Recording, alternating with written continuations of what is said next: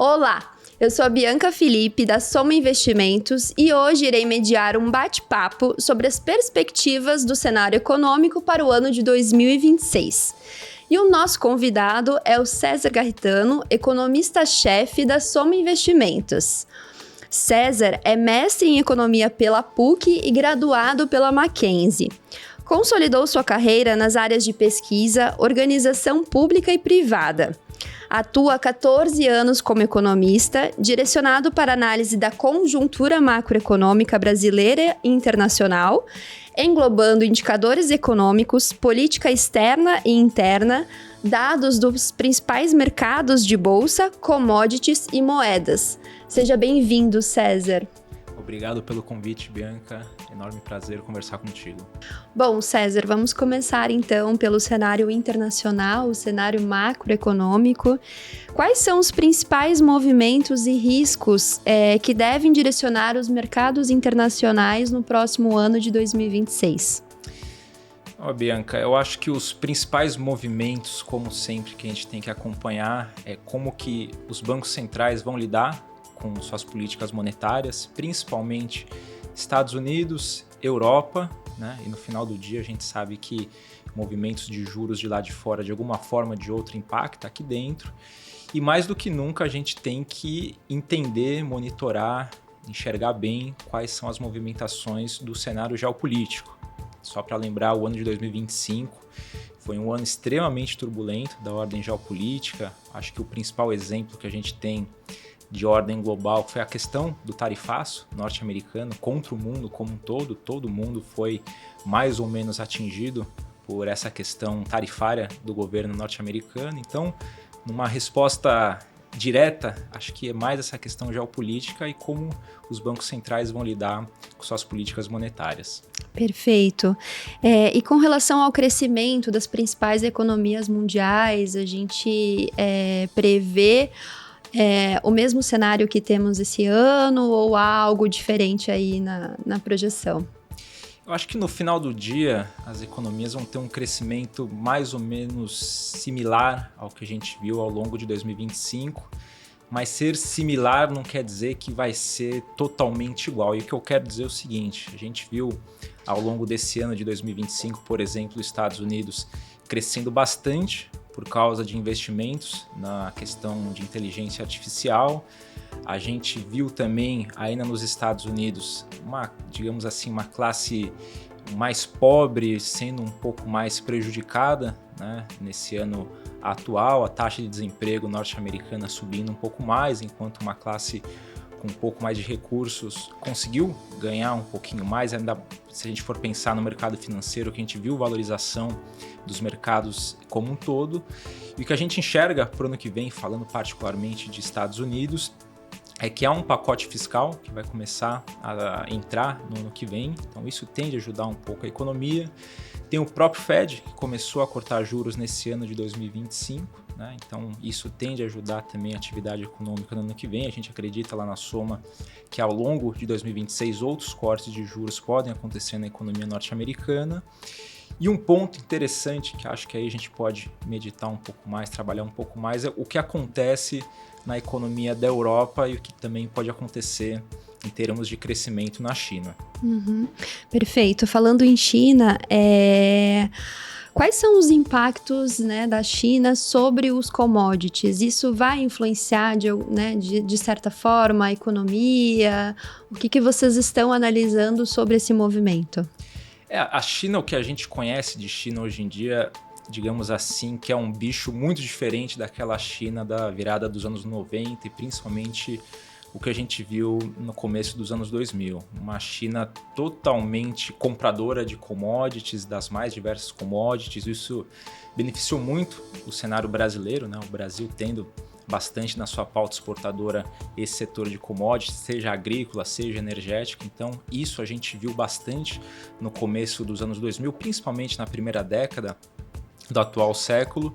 Só que a China atual ela está num momento, já faz algum tempo, de uma tentativa de mudança de modelo. Então, aquela China que consumia muita commodity, principalmente para o seu setor imobiliário, a gente vê que o setor imobiliário chinês está num período que eu não posso chamar de crise, né? Acho que a crise mais aguda ficou um pouco mais para trás, há uns 3, 4 anos atrás, mas a gente vê que a China tá tentando deixar de ser essa super consumidora de commodities para o seu setor imobiliário e tentando mais migrar para um setor de tecnologia, ainda mais nessa questão de inteligência artificial. A gente vê que é um competidor dos Estados Unidos de alguma forma, e o que a gente faz aí também de acompanhamento de economia chinesa, o que o governo do país tem tentado colocar para a gente, que eles vão tentar fomentar cada vez mais o seu consumo interno. A gente vê que o chinês, né, a maioria dos chineses tem consumido um pouco menos, né? Então, até essa questão dessa crise do setor imobiliário, como a gente via muitos chineses que tinham seus bens nos imóveis, então como teve uma depreciação muito grande de valor no final das contas, então há uma tentativa do governo chinês tanto alavancar um pouco mais a sua indústria e a indústria de ponta, mais ligada ao setor de tecnologia em si, e também a gente tem que acompanhar como é que vai ser as medidas para tentar alavancar um pouco mais o consumo interno dos chineses. Perfeito, César. Ótima explicação. Eu acho que, né, uma das perguntas que vocês, né, da equipe econômica mais escutam, né, e o dólar? Como que vai ficar o dólar? Se você puder falar um pouquinho sobre a política monetária, né, a expectativa para o próximo ano. Precisamente falando sobre o Fed, a gente acredita que o Fed faça um corte de juros ainda nesse ano. Ano que vem a gente acredita que eles vão ter espaço para fazer outros cortes de juros, mas talvez não tantos assim. Acho que uma perspectiva de uma inflação talvez um pouco mais incômoda, política monetária talvez chegando naquele limite que a maioria dos membros do Banco Central norte-americano gostaria de ver. Então, acho que a gente já está chegando basicamente perto de um limite de corte de juros. Mas, atualmente, teve uma coisa que a gente aprendeu bastante ao longo de 2025, que não é só política monetária que mexe com o dólar globalmente, né? A gente viu o dólar sendo influenciado muito por essa questão geopolítica, né? No final do dia, quando a gente viu o Liberation Day, lá em abril deste ano de 2025, e ao longo desse período subsequente que veio depois, a gente vê que um dos mercados mais punidos globalmente foi o mercado de câmbio e o dólar norte-americano. A gente vê que bolsas dos Estados Unidos, porque tem muita empresa boa lá nos índices americanos, a gente vê que por mais chacoalhado que foi o movimento ao longo desse ano, a gente vê que o investidor ainda gosta de comprar empresas norte-americanas, papéis de títulos públicos. A gente vê que tem muito país, se não quase todos os países do mundo, com problema fiscal, então as treasuries norte-americanas ainda são bem-vindas para estarem no portfólio dos investidores. Só que a gente vê que, digamos assim, uma fuga que ocorreu mais claramente nesse cenário geopolítico um pouco mais conturbado foi no dólar, né? Então, a gente vê que o dólar foi um dos anos que mais apanhou em termos frente às outras moedas. Tanto é que a gente tem visto muitos outros papéis tentando fazer uma proteção para o investidor. Então, acho que está todo mundo acompanhando como o ouro tem apreciado bastante. O investidor, no final do dia, a gente vê que procura outras formas de se proteger nesse mercado de câmbio, né? Não há um competidor claro em relação ao dólar, não é isso que a gente está querendo dizer, não é o fim do dólar, longe disso, mas eu acho que esse processo de desdolarização ele vai continuar na nossa cabeça, até por movimentos do governo Trump. Ano que vem tem eleições de meio de mandato, o Trump é um cara, muitas vezes, que toma decisões meio fora da cartilha, né, do que a gente aguardava, e a gente continua achando que na perspectiva de 2026 o cenário geopolítico talvez não tão turbulento quanto foi em 2025, mas tende a ser de alguma forma turbulento. A gente está vendo que há uma fricção de potências por tentativa de hegemonia. Claramente a gente tem acompanhado isso, Estados Unidos de um lado, a China mostrando que pode ser uma grande competidora, sim, tem mostrado isso cada vez mais. E em meio a tudo isso a gente vê que tem o cenário europeu, tem o cenário da América Latina. Então acho que é um mundo mais geopoliticamente, tem muita fricção, muitas chacoalhadas, conforme até comentei no início contigo. Acho que esse é um dos grandes pontos, né, a geopolítica, para a gente continuar acompanhando.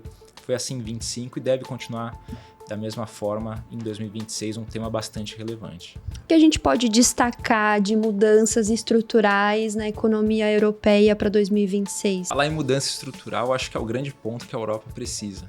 né? A Europa vem há alguns anos patinando bastante, uma região que não consegue crescer, não consegue inovar, baixa produtividade.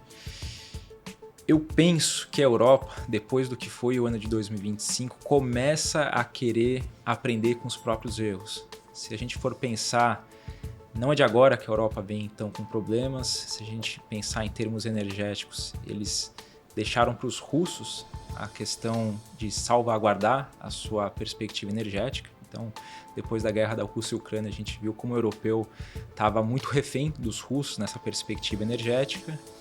Mais que isso, a questão tarifária norte-americana e depois como o Trump muitas vezes pareceu que ia deixar a Europa largada frente à perspectiva do Putin podendo fazer atuações um pouco mais agressivas de guerra. A gente viu que a Europa deixou muito a sua proteção militar para os norte-americanos.